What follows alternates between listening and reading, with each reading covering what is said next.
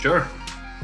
Hi everyone, I'm Grandmaster Magesh Panchanathan. Welcome to US Chess School chess class today. I had an interesting idea of doing something about thought process. So here we are. Today we're going to work more about our thought process more than anything else. I know you're all pretty much capable of finding answers. That's not going to be the focus. What I want to focus today in the process of finding the answer. So that's basically what we will be going through today. So I have a few positions. We'll go through them. We'll try to see as much as we can, and then I guess we'll take it from there. So the first thing I want to kind of start is, okay, so the position you're looking at is actually a study, which is kind of obvious to, yeah, Aradhya is pointing out. I think it's easy to point out studies and compositions. And I think to work on your thinking process, studies are very, very useful. And also to work on your calculation. I see some of you giving moves. Don't do that yet. Not yet. Let's not rush into it, because like I said, I'm more interested in the process of how we are going to solve this position. And that we will discuss, and we'll go into that. But yeah, don't jump into any moves or anything yet. So the main focus would be basically identifying the problem. So I'm going to break this down a little bit, right? So in any given position, if it's middle game, end game, doesn't really matter actually, whatever positions we get. I have an end game and a middle game position too to look at today if we have the time. But of course I have some studies to go over first. So we'll see how we go with that. But whatever the situation is, the first thing is always the key to identify a problem, right? What is the problem in the position is the first thing. And the next thing is potential solutions, right? And if the problem is tough enough, in most of the cases that we will be looking at it today, it is going to be reasonably challenging. So you're not going to be able to just, see a problem, solve the problem, which would be much easier for people, at a lower kind of tactical level, you would be like that. Yeah, see a problem, solve a problem. So, okay, we're not doing a Kahoot today. I'm sorry. I don't have a Kahoot prepared, unfortunately. You do really well in this, in the exercise, and we'll talk about other things. Okay, so first, again, I'm seeing people typing in the answer, which I know you can all try to solve. You might get the answer, you might not get it. I'm going to first make this a bigger deal for everyone. So you get only one shot at the answer. So if you're going to type in a variation for me, keep in mind that you get one shot. And if your answer is wrong, your answer is wrong. So I guess this should hopefully hold you off before giving me multiple variations. So let's not do that, right? So let's start with the first simple thing. I think the first thing is quite easy. Yep, that's good. You can always point out some things, but let's go step by step, right? Just even if you can run much faster, in this particular case, I'm asking you to run with my pace just to kind of talk about the process. So let's start with the first question. I just want you to type in chat, what is the problem in this position? I think it's quite straightforward, but still I like to start with a basic understanding. What exactly is the problem? Okay, so I see the chats coming in, and I would like as many of you as possible to be actually answering. The more I can see, more engagement I can say can actually help. So, all right, I think some of you have given the simple problem. Angela, the question was, what is the problem in this position? So we are talking about the thought process of how to solve a problem. And then the first point of that is usually always by starting and saying, I want to identify the problem.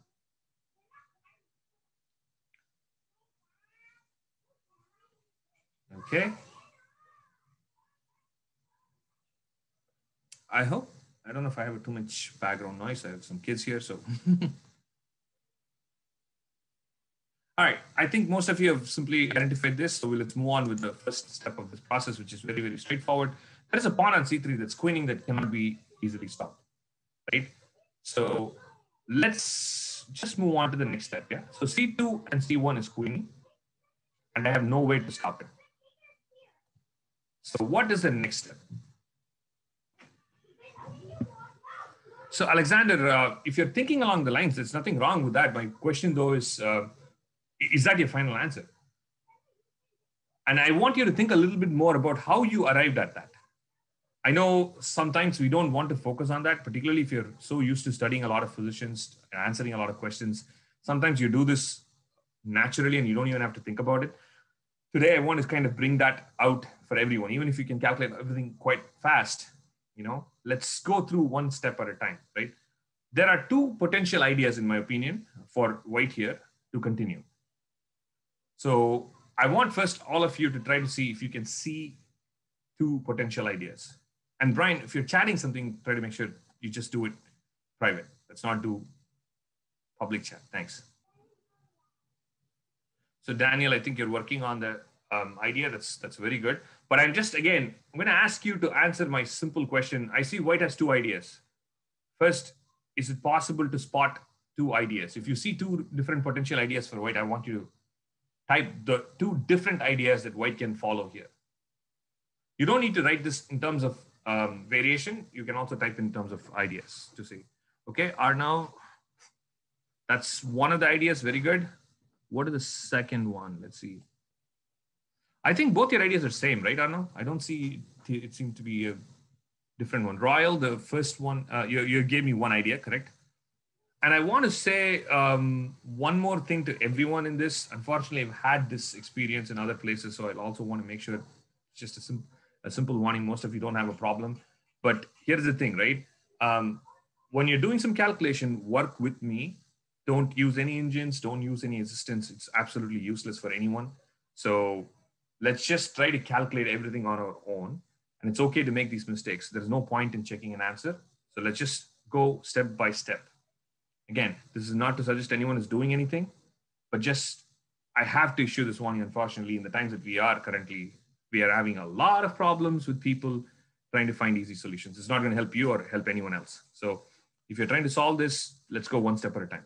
Okay, so Darren has given me a second idea as well, right?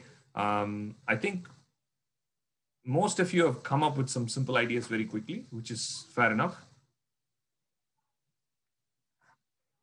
Austin, unfortunately, chess classes, chess tournaments, everywhere. Unfortunately, in every single possible situations, we have encountered this, and this is a big problem that we are all trying to deal with.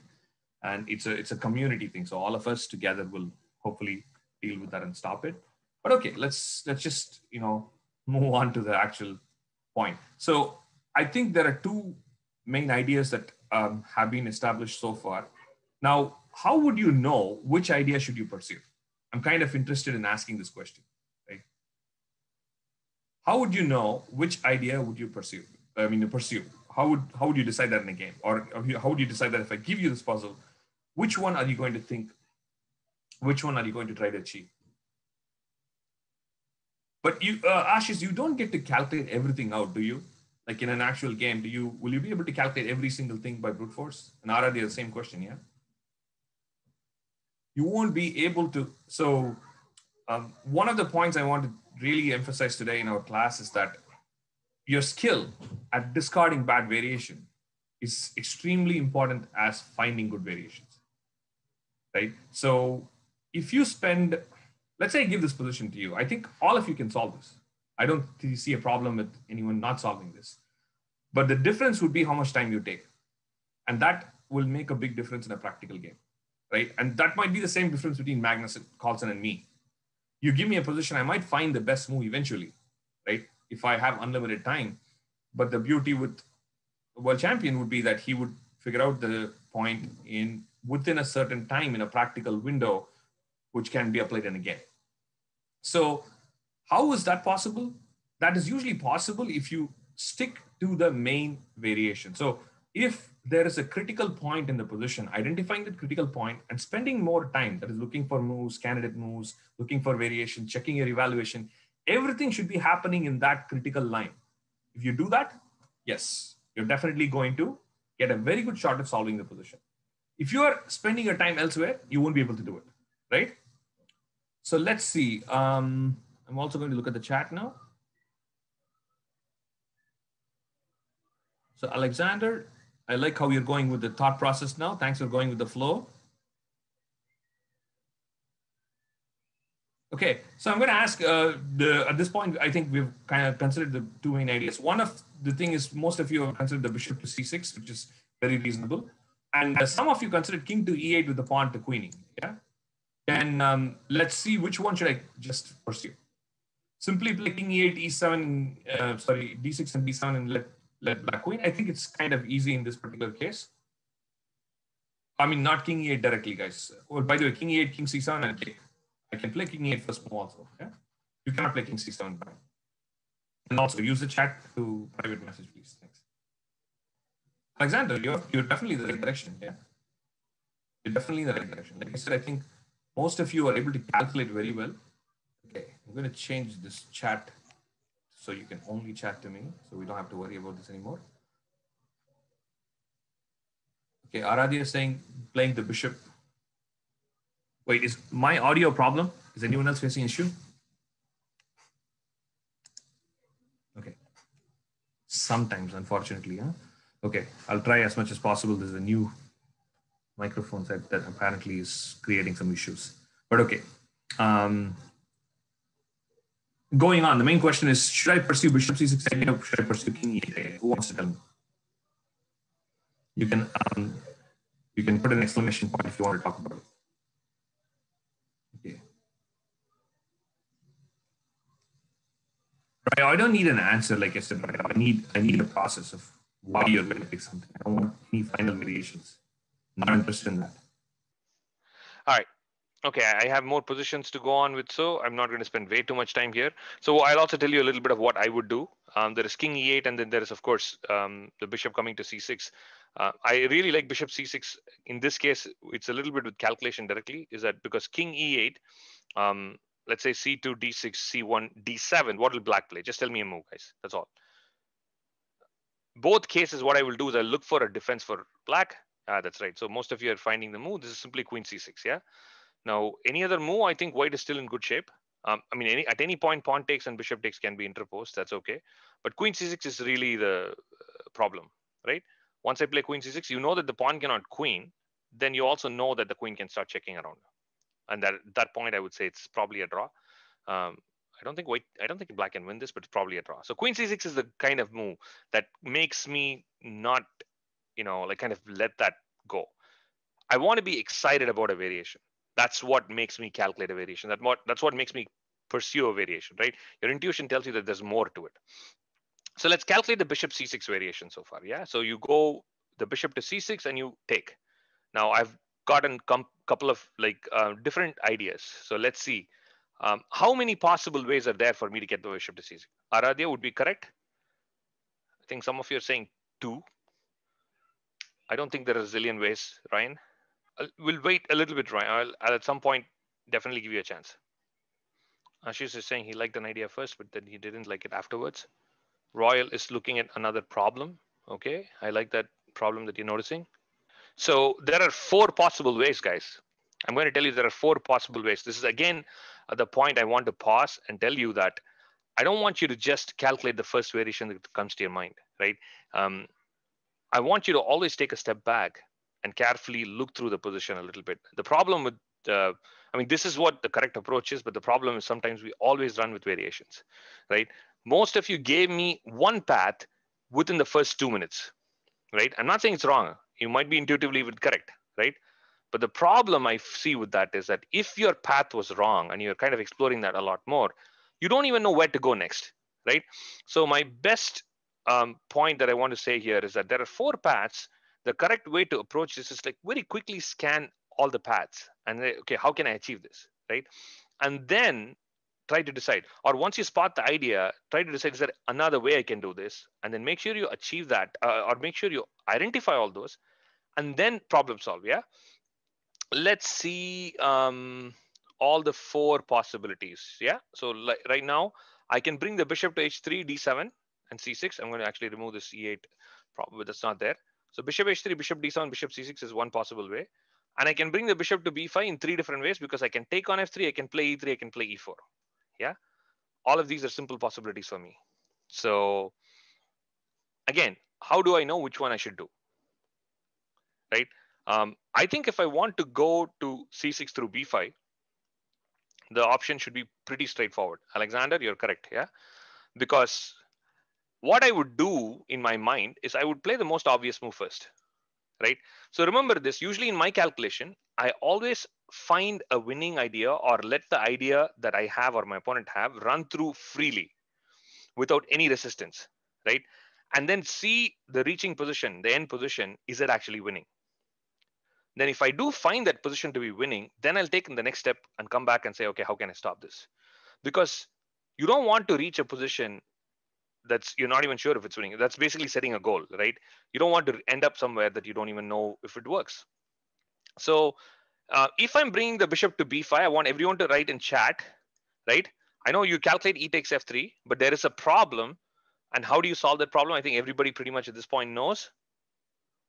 I wouldn't go to the result yet, but type in chat, what is it? E4, E3, or E takes F3? What will solve the problem? All of us have it. Okay, so E3 solves a simple problem, right? So E3 is going to, okay, Ryo, I'm going to tell you very simply, you have given me nothing but a variation. You've not given me anything else. So if you want to participate something, I would request you to write some actual questions that I answer. So if you just give me moves, I'm not interested in, you should not be interested in this class either, because like I said, this class is about your thinking process. I want to talk about what exactly is going in your head and how you're coming up with these moves, right? So if you're just going to tell me moves, it doesn't help me, it doesn't help you. So let's move back. So E3 obviously stops queen G5, yeah? Because the problem with e takes f3 and e4 is because when I queen, I get queen g5 check, and it's again a draw. So e3 simply stops that problem. Now, is there any other problem? I think some of you told me there's another problem. Royal, I see you're going with the final idea after the problem. Yes, so. And since most of you are already here right now, I'm just simply going to go with it. There is a potential stalemate problem, yeah? So right at the beginning of this position, you actually have to notice that. It's like a calculation problem, right? So the problem with this, I mean, or the position as soon as you set up, right, in studies at least, you can have some idea to say, okay, what is the study about? You can see the king and the rook cannot make any moves, and the only pieces that can move are the two pawns. So potentially there's a stalemate idea, and you should have realized this like right at the beginning, which means there's a queen takes c6 idea. By the way, um, why does bishop h3? Why can't I go bishop h3, bishop d7, bishop e2? I think I need to also ask this question because it was a possibility that was considered, and some people calculated it too. Why not this possibility? I think the answer is pretty same. Yep. Okay. Good. Good. So the reason why I'm asking this is because when you play bishop h3, most of you naturally went for, or actually I wouldn't say most of you, some of you went for a natural f takes e2 variation because that pawn is hanging. And then when bishop went to d7, e1 pawn queens, and bishop to c6, and suddenly black is stuck. And I have no good moves, and this moves, sorry, this moves pretty forcing. And I think black should be lost here, right? Yeah, I don't see any, because any of the checks, the king moves, black is still not having any stalemate possibilities. The pawn on c6 can move. So problem is actually still the same. Out of 4 possibilities, every single possibility runs into the same problem, queen and queen g5 check. And that's why e3 clearly solves that problem. So now the last problem to solve is queen takes c6 is a stalemate. Now I see the answer from a couple of players already. Royo has given me an answer, and um, Royal has given me an answer. Who else can solve this problem now? Let's do another couple of minutes to think about it. So the idea is basically you play e3, then I play c2, bishop b5, c1. If you play bishop c6, I'm simply going to take it. Well, when we say maybe Aradhya, I think that's already a good point for us to say, okay, how can we, that might not work, right? So Darren, how would that help? You can elaborate on your variation a little bit more, because remember I told you a variation needs to excite me, right? If I get to a certain position and it's like, wait, so the reason why bishop b5, bishop c6 excites me is because it's a forced checkmate threat I have on a8, and I know black's life is hanging by a thread. So whatever the problem is happening, if I solve it, I know I'm winning, right? So that's why that variation excites me. Alexander, you got it? Um, Aradhi, I'm not so sure if you will be able to solve your problem with that idea. So I don't know if I don't think you guys, I mean, you'll have enough time to play king d7. Okay, I'll give you one more minute, and then I guess Rayo badly wants to give the move an answer, so you can answer after a minute, Rayo. Okay, anyone else? I haven't heard from some of you today in chat. I see only about, I don't know, 5 to 10 people chatting with me on a regular basis. I know a lot of you are actually thinking about things, and today, particularly for this class, right, because it's a thinking process, I would like to hear as much as possible, because then I can tell you what kind of mistakes happen in our calculation, what kind of questions that take us in the wrong direction. Only then I can, for example, I showed you a very nice problem. Like after bishop h3, f takes e2 is a very common way to think for black, right? You're like, oh, f takes e2 because now the bishop is actually giving up the e2 pawn. I should think about it, right? Yes, Daniel, you did send your answer. I don't know exactly what it was though. Cooper, you're right. You're still facing a couple of problems. You're still not exactly there how to solve it, right? Okay, so I guess, but that's okay. Even if you don't solve the problem, again, I'm today not too worried about exactly. I mean, of course, it's great to find the solution in the end, but you want to make sure you solve all the problems. But most importantly, you want to follow the process, right? How do you identify these problems? How do you do the candidate moves? How do you pick these variations? How do you discard the bad variations, right? Those are important stuff. Sarvagna, correct? You also got it. All right, let's see. Now, let's go to Ryo and let him give his answer. My answer is to play e3. Can I say the answer first and then I'll tell you why? Yes, now you can say the answer. I'll say the answer first. The answer is e3. C2 is forced. Force. And now the idea is bishop b5 c6. So queen. And now bishop c6. And now and he has no check, so he has to take the bishop. Mm-hmm. If we take, it's stalemate. Mm-hmm. So we have to take the rook. If you take, it's a game over. It's a stalemate. So we take the rook. Yes, he has to take with the queen. I have to take with the queen because king takes pawn takes c6 is winning. And e4 and the queen's trapped and it's zugzwang. Daniel wants to promote to a rook. Yes, that would very much be possible. Daniel, you can do that. And e4 is a zugzwang. Now I have a question for you, Ryo. Okay. Mm-hmm. Now, when you initially, I'm assuming you initially first saw the stalemate. Yes. Yeah. Queen takes c6 is a stalemate, right? Now, from here, going into b takes a8 or finding a different move, how did you pick what you should do? Where? Like, for example, you look at a variation, right? So let me go back here. So let's say we look at this king e8, yes? So c2, d6, c1, d7, queen c6. We saw this variation and we kind of discarded this. We all agreed to that, right? Yeah. So we didn't spend any more time on this. We discarded this variation. Yet, when we saw a problem in this particular variation, we actually went further and solved that problem. No, how do I tell the difference? Because like the two ideas I saw was either just pushing the pawn or taking the rook with the bishop and helping the pawn. So you basically continued calculating. I continue because like if e4 and pawn takes f3 doesn't work, opening up the diagonal doesn't work. This has to work. So then I just needed to go deeper. That's all right. Okay. Thank you, Ryo. Okay. So what I'm going to just point out right now. So the question I asked is actually the most difficult part, right? So when I talk to my students, I tell them, do not jump to any conclusions, right? Take your time. Chess is very complicated. It's very resourceful. Lots of things are happening. And to the same students, I tell them, don't waste your time on bad variations, right? So the question usually is, how do I not waste time on bad variations if I discard them? To discard them, don't I have to jump to conclusions, right? So this is where it gets tricky. So you have to find this perfect balance. You have to find out which ones are bad and discard them. You have to start looking for more and digging up in the ones that are actually going to help you find the answer, right? And I think the simple way, let's see, Alexander, also the candidate move is correct, but also it's more of a how you evaluate the end position is what I wanted to discuss in this particular thing, right? Between the two variation. Intuition plays a role, but in this case, your evaluation is as important as your calculation itself. You can calculate 10 moves ahead, but if you evaluate the end position incorrectly or too quickly, your whole idea is waste because your decision making is all based on the evaluation, not just your calculation. Remember that, right? You might find 4 different branches, 5 different branches, but the best move or the idea you're going to pick is based on what you think the end result is going to be, right?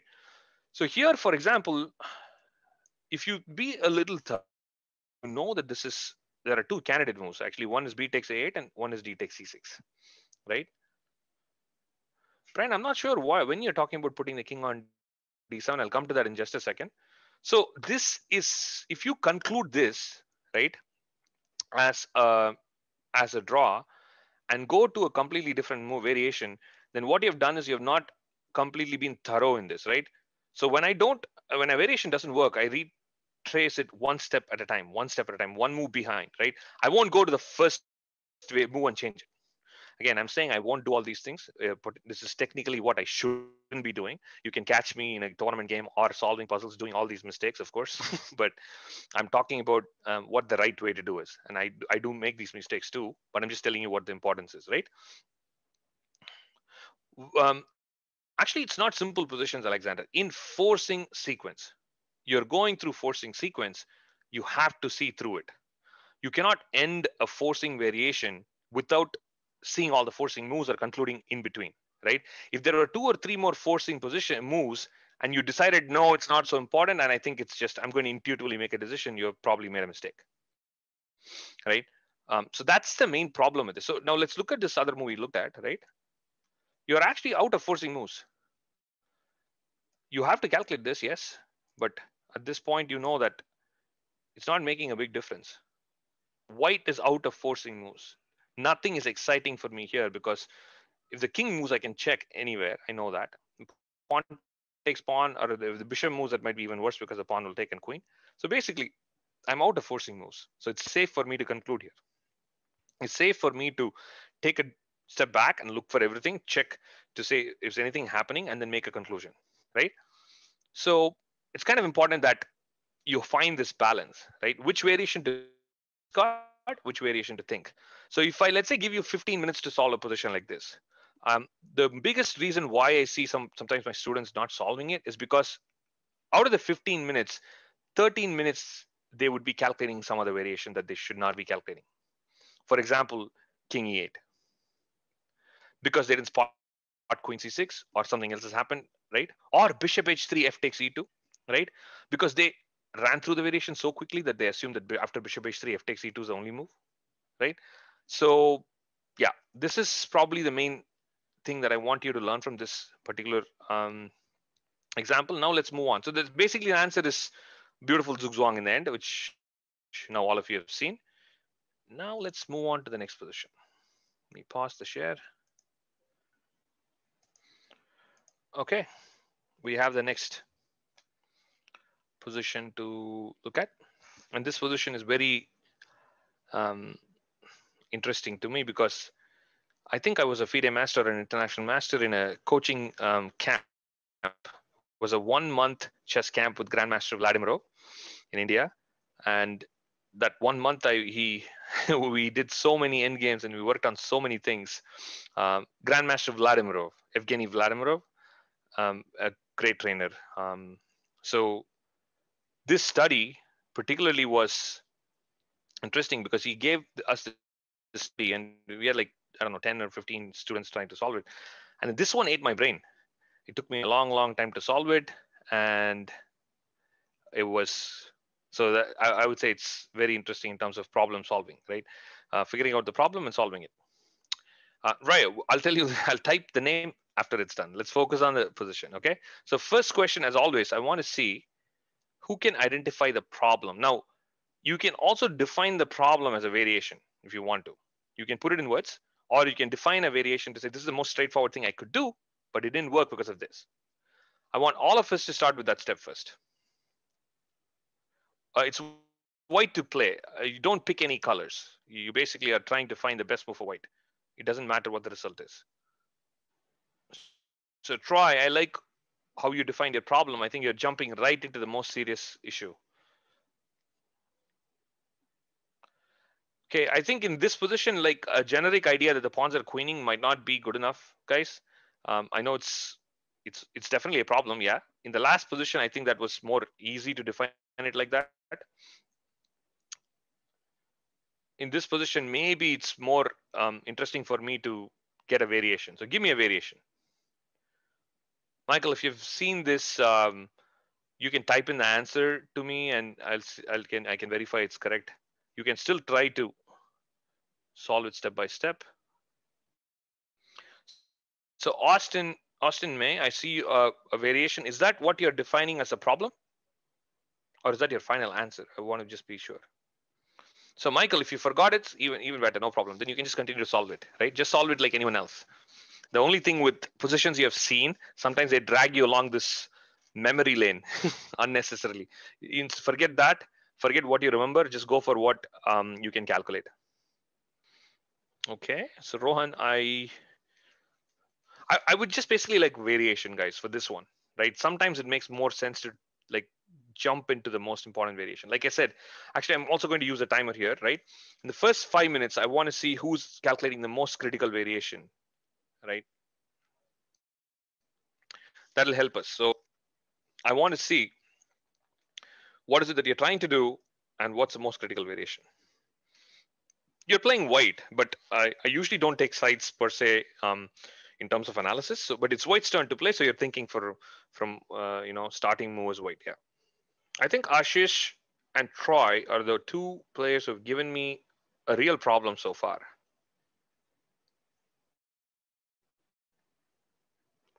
But that is also like a starting problem, by the way. Ashish and Troy, if you gave me that problem, that's still a starting problem. That's like not the main problem. There are multiple problems that you might face in any calculation, which is very obvious. Yeah. If you want to achieve a certain goal, there could be lots of hurdles on the way. Aradhya, I'm not so sure. I can stop the pawn in your variation with rook c1, I guess. Why can't I do that? My check is working. Yeah. I have a crazy microphone. It's like it just suddenly stops working, and then I have to like pull these things all over the place, and it works.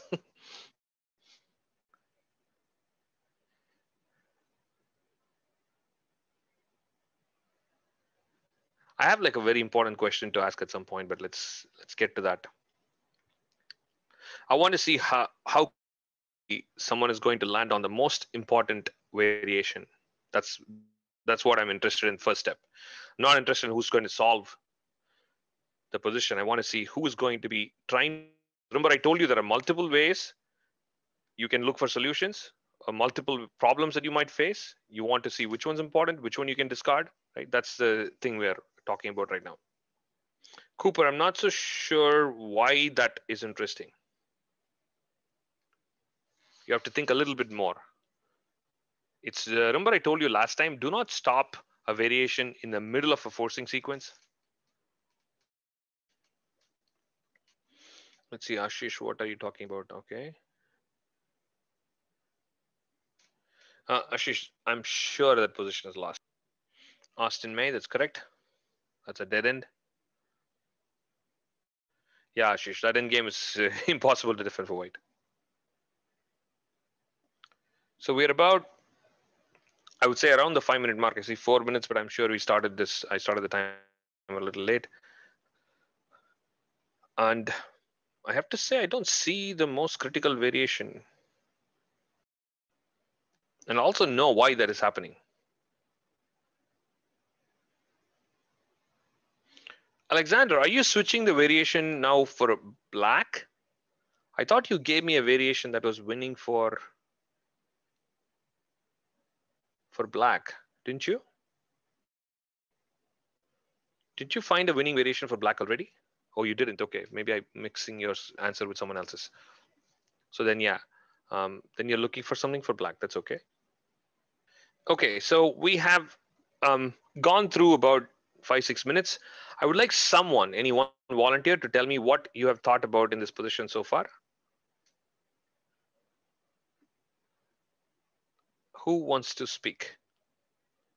Right, I'm going to let Austin tell us. Okay, Austin, what have you seen so far? Rook e3, king g4, knight e2, knight d3, and rook c2. So kind of all the most forcing moves are like the most logical moves first. So like rook c2, it cuts off the king so that there might be some sort of checkmate, or you might be able to win the queen. Knight e2 because it's a check. Knight d3 because it's preparing rook c1, and then this knight f4 if king g2.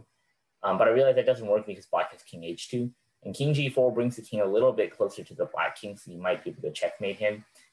And then all the other moves are kind of like, they're not as forcing. So they might be a little bit more difficult to calculate than starting with these moves. Okay, first of all, I have to say very good job, because you've been thorough with the possible candidate moves, right? This is again, so there are, in today's class, if I'm going to talk about multiple things about a thinking process, one of them definitely is to be thorough with all the possibilities. Yeah. So very good. So we have seen all the moves, right? Now, is there any variation in this that you feel like that's interesting? Because we're not done thinking yet. I want to know, if you're going to, what is it that would you pursue? Or at this point, you feel like you're hitting a dead end in everything? My first thought would probably be king g4, because I've seen this in, like, there's some end games where it's like a king and queen against a king and pawn. Is you can let black promote the pawn, and then if you can bring the king and the queen close enough, then you can force checkmate even if he has a queen. And same thing with the king and a rook against a pawn. If you can bring the king close enough, you can force a checkmate. So I'm kind of using kind of like the same pattern. So that's why I'm thinking king g4, and then after the pawn promotes. Okay, very good. Thanks, Austin. Anyone else want to share more? Anyone else who wants to tell me a little bit more about your thought process or what you did? What you have done so far in the process of finding the answer here. Okay, Cooper. I thought so. I thought that you have to somehow use the forcing move so you don't lose your rook, because if you lose your rook, it's a draw.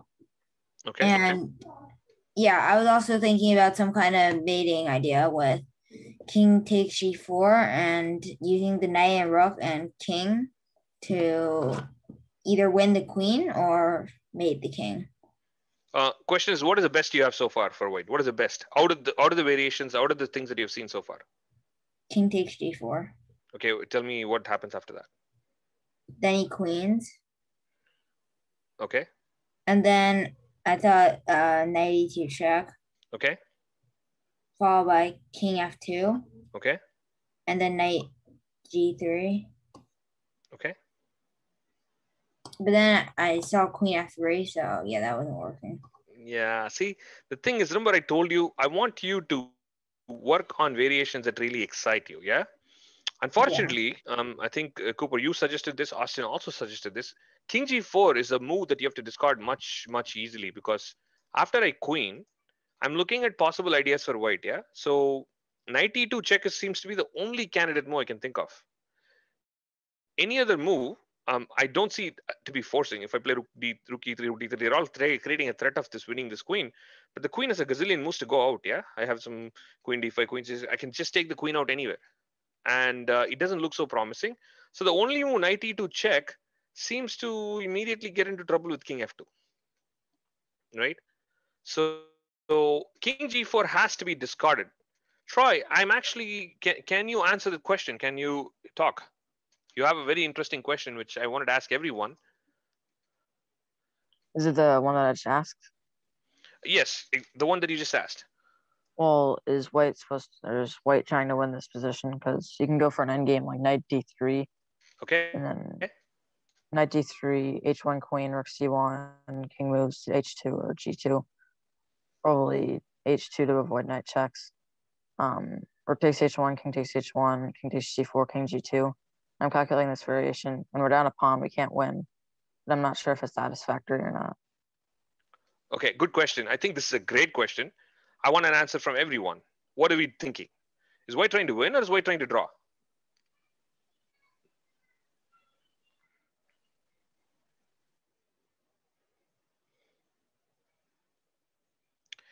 Okay, so definitely win, Aradhya. Cooper says win. Ashish is saying draw. White is trying to win. Intuition says win, feeling says draw. Alexander wants to go the other way around. Okay, so only one person who's saying definitely draw, I think, is Ashish. So let's see if you can tell me, Ashish, what is the reason for you to think that way? Can you speak? Yeah, I don't know. Like, I couldn't see a way to even like checkmate black, so I guess it's like a mostly a draw. Now, it looks like Austin also figured out something else, and I'm going to ask this question to you. I think some of them said, why can't I just make a draw with rook e3 and rook e1? Or rook e3. Did you consider this move? Yeah, I almost said rook e3, bishop h6. Correct. Yeah. Yeah, I only looked at king g4, not king. Yeah, king g4. Well, you're calculating after rook e3, I'm guessing, right? Yeah. Yeah, I saw bishop Okay. h6, and I So thought I think that's lost. Yeah. Yeah, this is game over, right? Yeah. I'm trying to remember. Were you the one calculating this knight Yeah. e2, knight g3 endgame? Yeah. Correct. Yeah, So you asked me if you can hold this one, and we decided that this is just not possible, right? Yeah, I saw bishop f2. Bishop f2, and there's no way the knight's stopping the pawn from queening, right? Yeah. This is just lost. So let's come back again. Where is the draw then? Let's ask someone else. So Ashish, thank you. So you're telling me that white is actually trying to make a draw. And for those who think white's trying to win, I want to see where you found a draw, right? Actually, the problem is white draw. That's what we are trying to find out. Right? Every variation that you're thinking, that's an easy draw. It's actually white is struggling for a draw. Let's look at even the knight d3 variation. And after I queen the pawn, you played check and you took this one. And king takes g4, king g2. White is struggling to make a draw. Yeah. Okay. But this case, I think this should be a draw. Because I think the black king cannot reach the knight on d3. And maybe something like this. And then maybe this, and king f3. I think this should just be a draw. Just leave the knight on d3 and just keep moving the king between g3, e3, and f3. And I don't see how black can make any progress here. So let's leave that. But the point I want to ask is that somehow the most critical point of the result, not everybody understood that, right? White is playing for a draw. Now I'm telling you, your thought process is going to change a lot. The moves you're going to find, they're going to change a lot.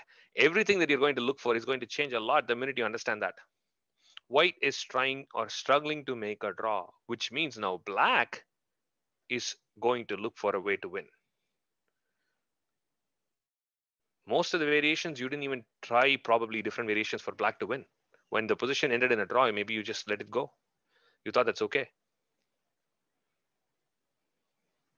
Is there rook d3? Yes, it's rook d3 is possible. So by the way, there is rook d3 possible. Rook e3 we know is lost. Yeah. Knight d3, we've calculated one variation within that. I'll just tell you rook e3 and king g3 are lost. We have just concluded that so far. Nothing else has been concluded. So I will let you guys think again. Now so what we are doing right now is trying to find a potential solution, right? So first we have understood the problem. So we don't have a direct way to make a draw. We're looking for a potential solution. So between knight d3, knight e2, rook c2, rook e3, which move would really work is what we're looking for right now.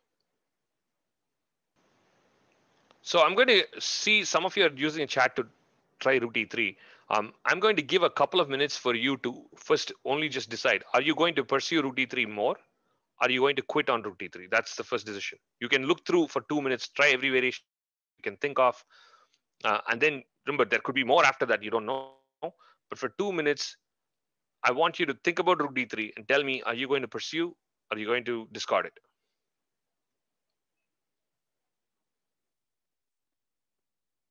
Daniel, the variation you've given me is pretty much the same variation we saw with knight d3, I think. Yeah?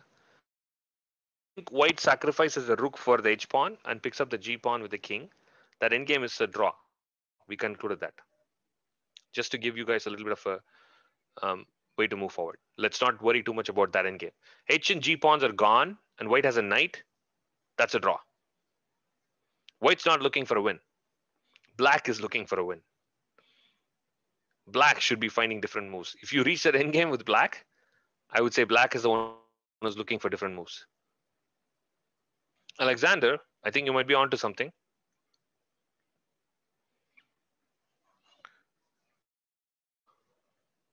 Okay, so let's see. I want every one of you to type in chat right now. Just one decision. Are you going to pursue rook d3 or are you done with rook d3? That's all. If you like rook d3, say rook d3. If you say don't like it, just say no.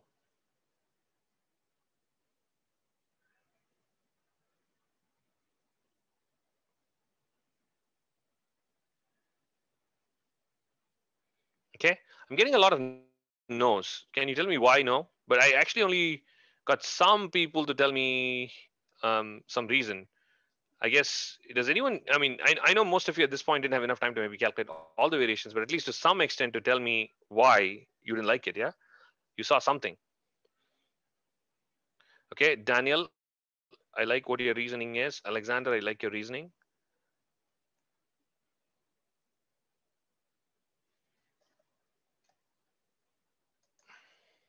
So Alexander, maybe you can share with us and tell us why you let it. Yeah, I'm not completely sure this is correct, but I think after King F2, Rook, Rook D3, King F2, Rook D1, Black has G3. And Okay, then, so this is what makes you feel like this might not be the right thing to do, yeah? yeah, but I might be missing something. But I like what you're saying though. This makes a lot of sense because now the pawn's going to E2 and G2, yeah? Yeah, yeah. I don't know if I can play E2 also here, can I? But E2, then just some Rook knight D3. D3 check might also come. Yeah. But Austin is saying E2 is also, E2 is a draw. Okay, yeah. But black wants to win, right, Austin? So I guess G3 makes a lot of sense for me because knight D3 check I think runs into King E2. And any other move, maybe G2. And that doesn't look so good, right? All right, thanks, Alexander. So I'm going to discard Rook D3, guys, unfortunately. So if you're spending more time on Rook D3, you'll be much, much further away from the answer. Unfortunately, we're doing this the hard way. We're doing it like Stockfish, eliminating all the bad moves. In a game, this is the opposite of how I want you to calculate. I don't want you to look at every possible move. I don't want you to eliminate all the bad possibilities to find the best move. That'll take you years to get answers. So in a tournament, in a game, when you're calculating, it's usually the other way around. Oh, I see someone's in the waiting room. I hope I didn't have them waiting for too long. Okay, so you're kind of down to knight e2, knight d3, and rook c2.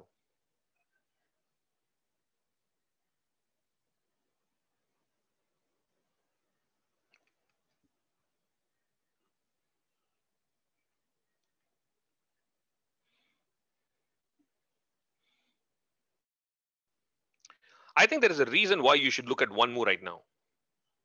There is a move you should look at right now because I gave a conclusion about some position that should tell you that there is a move that you should just be looking at and not waste your time on any other move. What move is that? It's plain because I gave a conclusion about something. I want all of you to type in that one move that you think you should be looking at.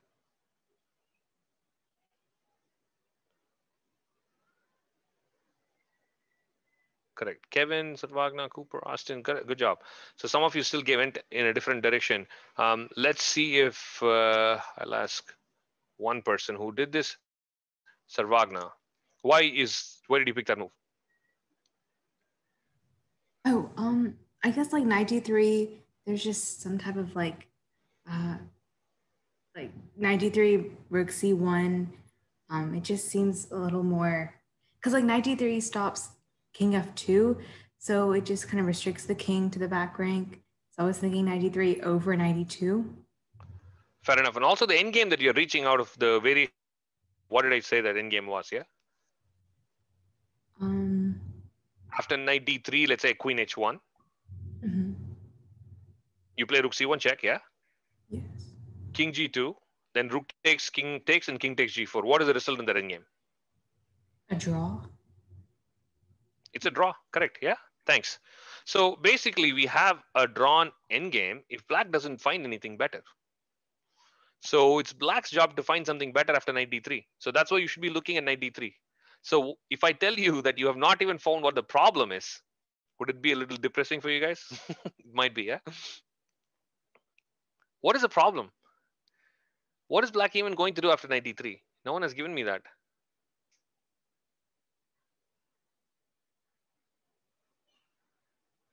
Okay, now g3, I'll play rook c1 check, do some calculation, yeah? Because now I have some knight f4 check because I'm one more ahead. It's not the same as before.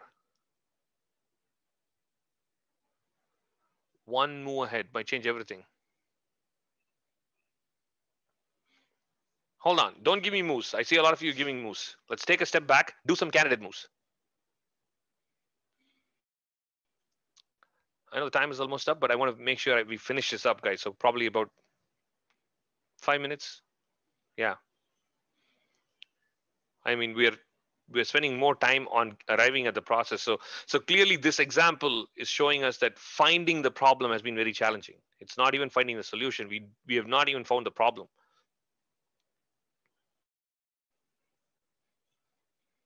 Okay, so let's do some calculation together. Okay, G3. I want to know if this is very critical, right? I want to calculate G3 to see if it's very critical. Alexander, by the way, you found the most critical point, right? What is white's move? Let's use a chat. Tell me. What is the white move that you're thinking about? Rook C1 check. Good. I will calculate this for sure because that's a very forcing move. I know some of you are typing king G4, knight F4, but Rook C1 check. Why not? Yeah, it's a forcing move.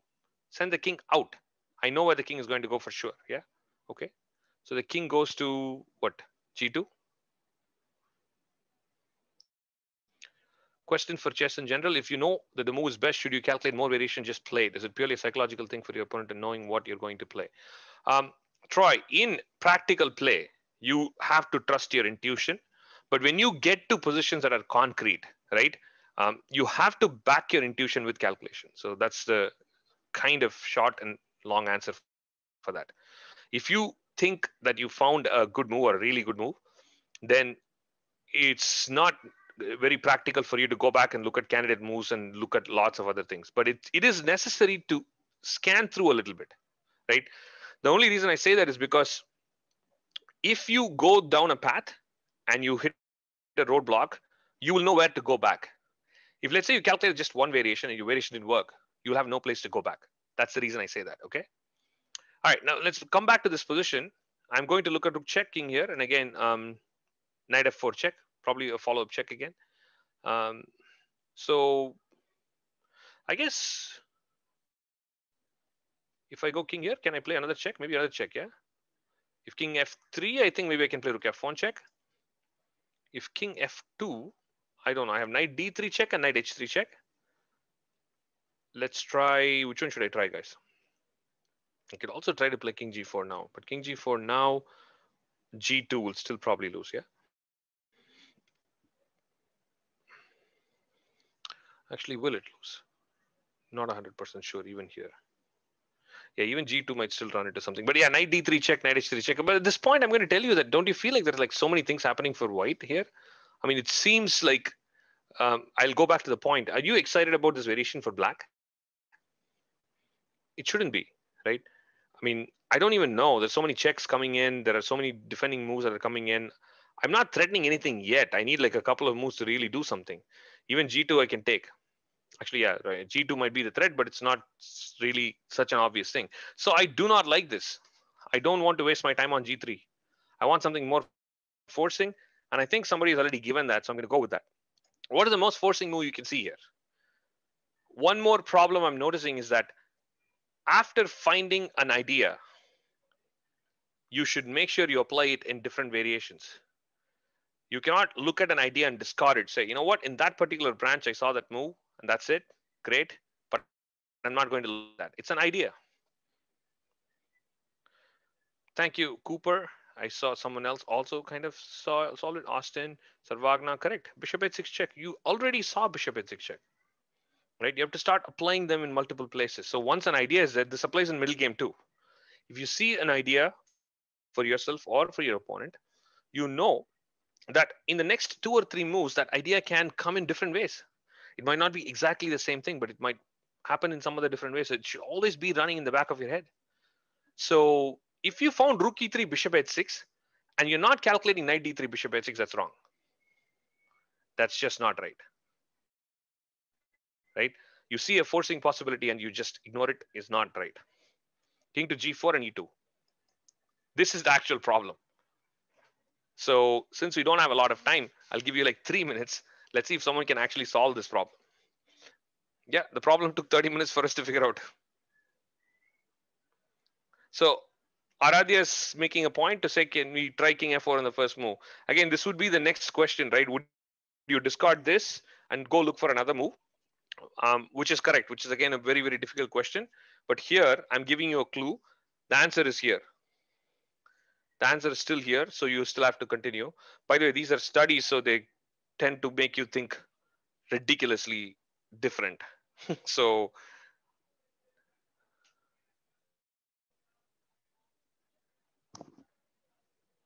Austin saying, how come endgames so few pieces, so many complications? Austin, I'll give you king and pawn in games that will make your head spin.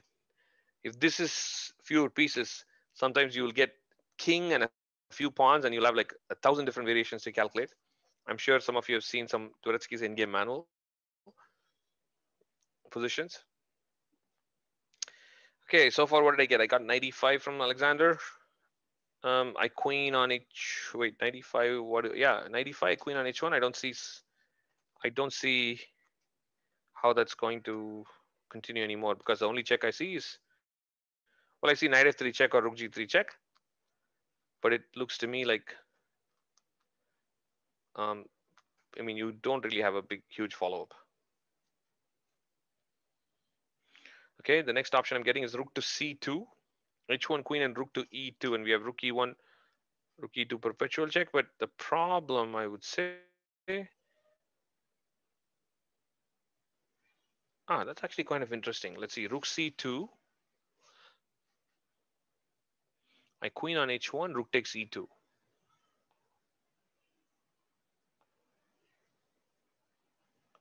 But after e1 queen, knight takes e1 still works for you, because h1 queen, knight f3 check.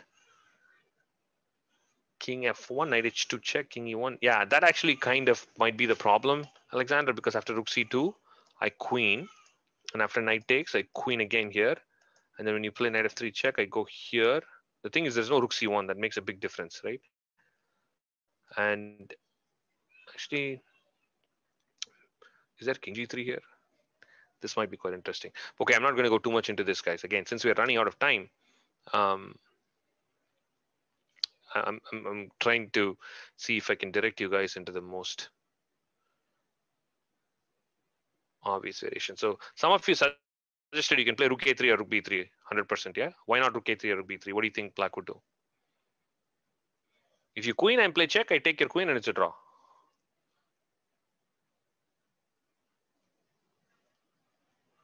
Okay, bishop c1 doesn't only delays it, right? I play rook a1 or something, and what is going on? So draw is correct. If you play rook a3, I'm going to play e1 queen. After knight takes e1, I'm going to queen h1. Okay, let's do like a last minute for this.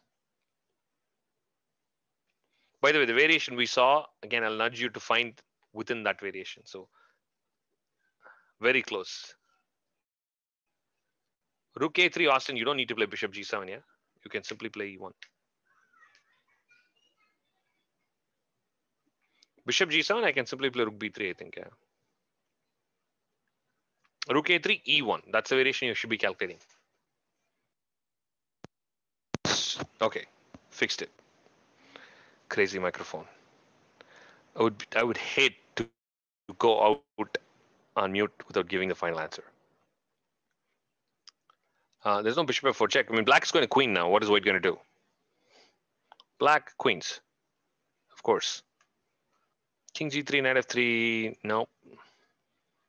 I gave you a clue. This is a study. Think of the most ridiculous move, and that'll be the answer. Aradhya, I think, can come up with the most ridiculous move. Thank you. And Austin. Good. Now that all I have to give you with a clue is to say it's the most ridiculous move. Knight to g2 is a draw. I get a big what? Yes, knight to g2. You're actually threatening rook h3 to trap the queen. That's the best part. I mean, taking this queen rook g3. If king takes, you play a couple of checks, you win the queen. And also you're threatening whatever move, bishop c1, bishop wherever I go, you play rook h3 and you trap the queen. I have to take the knight and you play rook g3, right? So again, a really nice bishop f4 and bishop h2. Can you even do that? Bishop f4, maybe even if I take, isn't that a draw? Oh, by the way, I'm threatening rook a1 check too. Don't forget that, Austin.